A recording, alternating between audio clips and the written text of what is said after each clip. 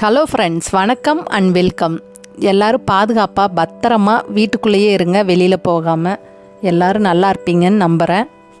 நாம் இன்றைக்கி பிரண்டை துவையல் எப்படி அரைக்கிறதுன்னு தான் பார்க்க போகிறோம். இந்த பிரண்டை துவையல் செய்கிறது ரொம்ப சுலபம். இந்த துவையலை நீங்கள் வெள்ளை சாதத்தில் பிசைஞ்சு சாப்பிட ரொம்ப அருமையாக இருக்கும். எல்லா கலவை சாதத்தோட தொட்டுக்கவும் நல்லாயிருக்கும். இட்லி தோசைக்கும் இந்த பிரண்டை துவையல் நல்லாயிருக்கும். எப்படி செய்யலான்னு பார்க்கலாம். இப்போ எல்லா காய்கறி கடையிலையும் நமக்கு பிரண்டை ரெகுலராக கிடைக்குது. இந்த பிரண்டையில் பார்த்திங்கன்னா 3-4 பார்ட்டாக இருக்குது. ஒவ்வொரு பிரண்டைக்கு இடையிலையும் நம்ம கரும்பில் இருக்க மாதிரி கணுவாக இருக்குது. இதை எப்படி க்ளீன் பண்ணுறதுன்னு இப்போ பார்க்கலாம். இந்த நடுவில் இருக்க கணுவை ஒரு சைடாக நீங்கள் உடச்சிங்கன்னா, நீங்கள் உடச்ச பக்கத்தில் இருந்து நாராக வரும். அந்த நாரை அப்படியே இழுத்திங்கன்னா ஃபுல்லாக அந்த ஒரு சைடு நாரை நம்ம எடுத்துடலாம்.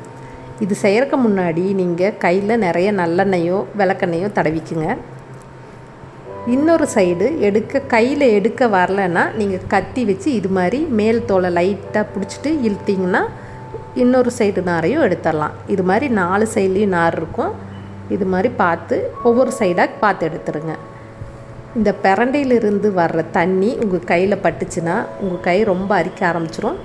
ஒரு சிலருக்கு புண்ணாகவும் வாய்ப்பு இருக்குது. இப்போ தான் நீங்கள் ஃபஸ்ட் டைம் பிரண்டையை க்ளீன் பண்ணுறீங்கன்னா முடிஞ்ச அளவுக்கு க்ளவுஸ் இருந்தால் போட்டு க்ளீன் பண்ணுங்கள். ஏன்னா இது ரொம்ப கை அரிக்கும். நம்ம வாழைப்பழம் தோல் எப்படி எடுப்போமோ அது மாதிரி மேல் தோலை பிடிச்சிட்டு இழுத்திங்கன்னா ரொம்ப சுலபமாக இந்த பிரண்டையை க்ளீன் பண்ணிடலாம். ரெகுலராக செய்கிறவங்கன்னா எண்ணெய் தடவிட்டு ஈஸியாக க்ளீன் பண்ணிடலாம். முதல்ல செய்கிறவங்க கொஞ்சம் பார்த்து பிரண்டையை க்ளீன் பண்ணிக்கோங்க. இந்த பிரண்டையில் இது மாதிரி 4 பக்கத்தில் இருக்க நாரை உரிச்சு எடுத்துருங்க. அவ்வளோதான், பிரண்டையை க்ளீன் பண்ணியாச்சு.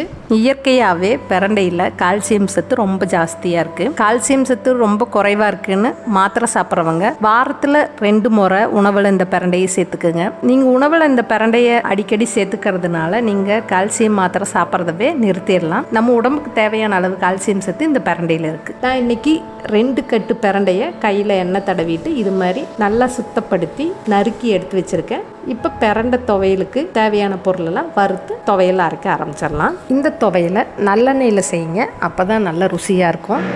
கடாயை அடுப்பில் வச்சுட்டு ஒரு 100 ml அளவு நல்லெண்ணெய் விட்டுக்குங்க. எண்ணெய் காஞ்ச உடனே 1/2 டீஸ்பூன் அளவு ஜீரகம், 1/2 டீஸ்பூன் அளவு மிளகு சேர்த்துக்கோங்க. கொஞ்சமாக கருவேப்பிலை சேர்த்து ஜீரகம் மிளகு கருவேப்பிலெல்லாம் நல்லா பொரியறக்கு விடுங்க. இது செக்கில் ஆட்டின நல்லெண்ணெய், அதனால் நுர வருது. 1 டேபிள் ஸ்பூன் அளவு முழு உளுந்தும் 1 டேபிள் ஸ்பூன் அளவு கடலைப்பருப்பு சேர்த்துக்கலாம். கடலைப்பருப்பு உளுந்தும் நல்லா பொன்னிறமாகட்டும். பருப்பு கருகிடாமல் பொன்னிறமாக வறுத்துக்கலாம். இப்போ பருப்பெல்லாம் கலர் மாறிடுச்சு. அடுத்ததாக 5 பல் பூண்டு சேர்த்துக்கலாம். 1 கைப்பிடி அளவு சின்ன வெங்காயம், கட் பண்ண சின்ன வெங்காயத்தை சேர்த்துக்கலாம். அடுப்பை மிதமான தீயில் வச்சுட்டு வெங்காயத்தையும் பூண்டையும் நல்லா வதக்கி விடுங்க. ஒரு பெரிய நெல்லிக்காய் சைஸ் அளவு புளி. ஏன் இவ்வளோ புளி சேர்த்துக்கிறோன்னா, நாம் சேர்த்துக்க போகிற பிரண்டை ரொம்ப அரிப்புத்தன்மை வாய்ந்தது. அந்த அரிப்பெல்லாம் குறைக்கணுன்னா கொஞ்சம் புளியும் காரமும் ஜாஸ்தியாக இருந்தால் தான் இந்த துவையலே நல்லாயிருக்கும். 2 சில் தேங்காய் கட் பண்ணி வச்சுருக்கேன், அதையும் சேர்த்து இந்த எண்ணெயோட நல்லா பொன்னிறமாக வறுத்துக்கலாம். இந்த துவையல் காரத்துக்கு ஒரு 7 குண்டு மிளகாய், காஞ்ச மிளகாய் எடுத்திருக்கேன். இது பார்த்திங்கன்னா நல்ல தூக்கலான காரமாக இருக்கும். காரம் ரொம்ப வேணான்னு நினைக்கிறவங்க 2 மிளகாய் குறைச்சி சேர்த்துக்குங்க. புளிப்பு ரொம்ப வேணான்னு நினைக்கிறவங்க கொஞ்சம் புளியும் குறைச்சி சேர்த்துக்கலாம்.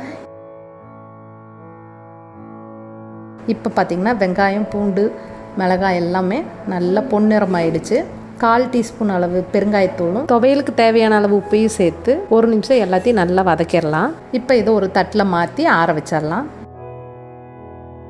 அதே கடாயில் மீதி இருக்க எண்ணெயில் நறுக்கி வச்சுருக்க பிரண்டையும் சேர்த்து அடுப்பை மிதமான தீயில் வச்சுட்டு ஒரு 5 நிமிஷம் இந்த பிரண்டை நல்லா சுருண்டு மொறுன்னு வதங்குற அளவுக்கு வதக்கி எடுத்துக்கலாம். 40 வயசுக்கு மேலே ஆன எல்லாருமே ரெகுலராக நம்ம பிரண்டை உணவில் சேர்த்துக்கிறது நம்ம உடம்புக்கு ரொம்ப நல்லது.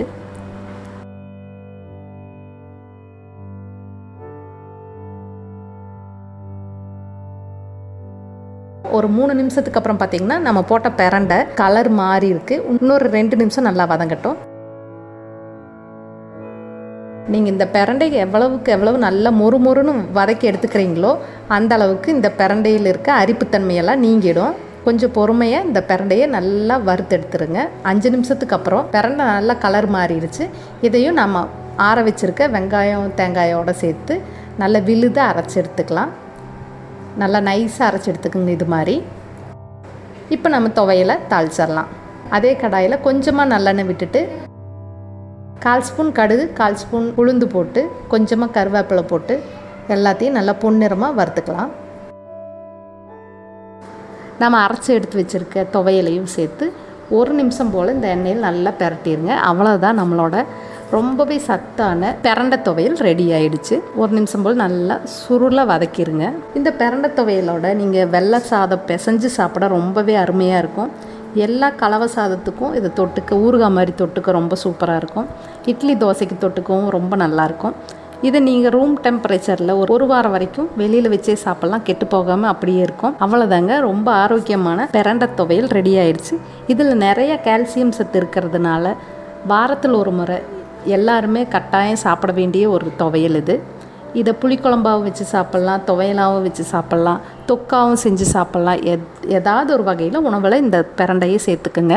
இந்த ரெசிபி உங்களுக்கு பிடிச்சிருந்தா கண்டிப்பாக உங்கள் வீட்டில் ட்ரை பண்ணுங்கள். ரொம்ப பிடிச்சிருந்தா உங்கள் ஃப்ரெண்ட்ஸ்க்கெல்லாம் ஷேர் பண்ணுங்கள். திரும்ப நிறைய ரெசிபி வீடியோ வேணும்னா மறக்காமல் நம்ம ஃப்ரம் கோவை சேனலுக்கு சப்ஸ்கிரைப் பண்ணுங்கள். திரும்ப ஒரு நல்ல ரெசிபி வீடியோவில் நான் உங்களை சந்திக்கிறேன். அது வரைக்கும் thank you, bye bye, take care.